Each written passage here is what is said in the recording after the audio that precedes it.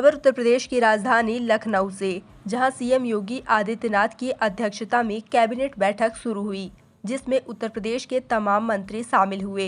इस दौरान deputy CM Keshav Prasad Maurya व डिप्टी सीएम ब्रजेश पाठक ने मीडिया से बात की। आपको बता दें, कैबिनेट बैठक में डिप्टी सीएम केशव प्रसाद मौर्य के अलावा ब्रजेश पाठक के अलावा औद्योगिक विकास मंत्री नंदगोपाल गुप्ता नंदी, एमएसएमई मंत्री डॉक्टर राकेश सचान, वित्त मंत्री सुरेश खन्ना, प्रौद्योगिकी शिक्षा मंत्री योगेंद्र उपाध्याय व मंत्री बेबी रानी मौर्य भी शामिल हुई। लखनऊ से फिरोज खान की रिपोर्ट। नहीं हुई है, लेकिन उन्होंने किस परिप्रेक्ष्य में कहा है, जो कहा होगा उसका निर्धार आप जानते होंगे, लेकिन मेरी अभी बात उनसे है नहीं किसी को। लेकिन जहाँ पर भी जो भी अच्छे काम करने की आवश्यकता होती है सरकार करती है। उनका कहना है कि एजेंडा बीजेपी का बिल्कुल साफ है, 2024 चुनाव से पहले इसको लागू कर देगा। नहीं, मेरी जानकारी है सर। हिजाब के विवाद में सर अब पुरानी परंपरा है अपने आप को पर्दे में रखने की, फिर आज की इसको मुझे लगता है कि जो इस प्रकार की बातें कर रहे हैं वह नहीं जानते हैं कि संस्कार क्या होता है। अगर संस्कारों की मर्यादा वह जानते तो शायद मैं समझता हूँ कि इस प्रकार का कोई बयान न देता। जो माँ के रूप में जिनके चरण दर्शन करने वाले वीरवर लक्ष्मण जी के बारे में इस प्रकार का बयान देते हैं, उनकी बुद्धि पर तरस आता है।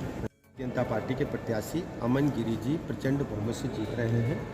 जिस ढंग से हमारी वहाँ बात हुई है, लोगों ने बताया है, जात धर्म संप्रदाय को छोड़ करके लोग घरों से निकल करके बड़ी संख्या में अमन गिरी के समर्थन में कमल चुनाव चिन्ह पर बटन दबा रहे हैं। मैं कह सकता हूँ कि वहाँ ऐतिहासिक जीत है। और सर डेंगू एक बड़ी समस्या है। देखिए, डेंगू को मैं बता दूँ, मेरी बात सुन लो दादा।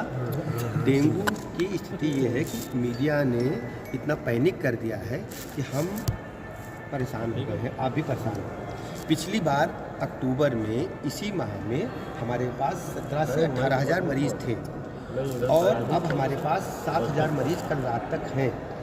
सभी मरीज़ लगभग ठीक हो रहे हैं। किसी भी स्थिति में मरीजों को अस्पताल में भर्ती किए जाने के निर्देश दिए गए। मैं स्वयं रोज समीक्षा कर रहा हूँ। प्लेटलेट्स की, ब्लड की, बेड्स की कोई कमी नहीं है, दवाइयों की कोई कमी नहीं है।